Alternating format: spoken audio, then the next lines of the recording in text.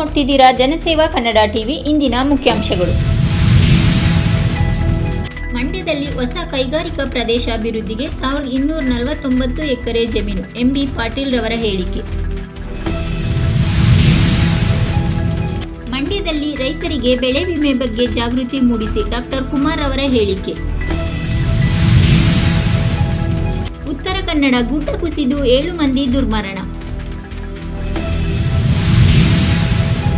ಖಾಸಗಿ ಕೈಗಾರಿಕೆಗಳಲ್ಲಿ ಎಲ್ಲ ಸಿ ಮತ್ತು ಡಿ ದರ್ಜೆ ಹುದ್ದೆಗಳು ಕನ್ನಡಿಗರಿಗೆ ಮೀಸಲು ವಿಧೇಯಕಕ್ಕೆ ಸಂಪುಟ ಒಪ್ಪಿಗೆ. ಮಂಡ್ಯದಲ್ಲಿ ಎಸ್ಎಸ್ಎಲ್ಸಿ ಪರೀಕ್ಷೆ 3ರ ಸಿದ್ಧತೆ ಆರಂಭಿಸಿ ಎಂದ ಜಿಲ್ಲಾಧಿಕಾರಿ.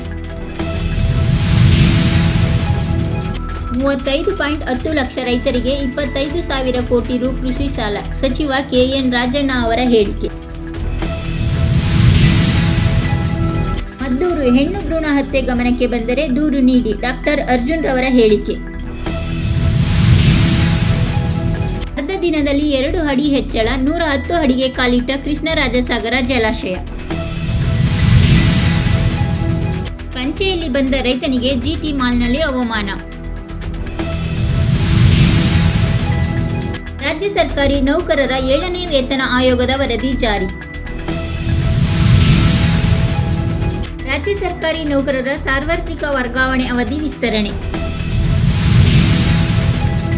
ಮಂಡ್ಯದಲ್ಲಿ ಸುಭಾಷ್ ಪಾಳೇಕರ್ ಹುಟ್ಟುಹಬ್ಬ, ತೆಂಗಿನ ಸಸಿಗಳ ವಿತರಣೆ. ಅಶ್ವಥ್ ನಾರಾಯಣ್ ಲೂಟಿಕೋರರ ಪಿತಾಮಹ, ಡಿಕೆ ಶಿವಕುಮಾರ್ ವಾಗ್ದಾಳಿ.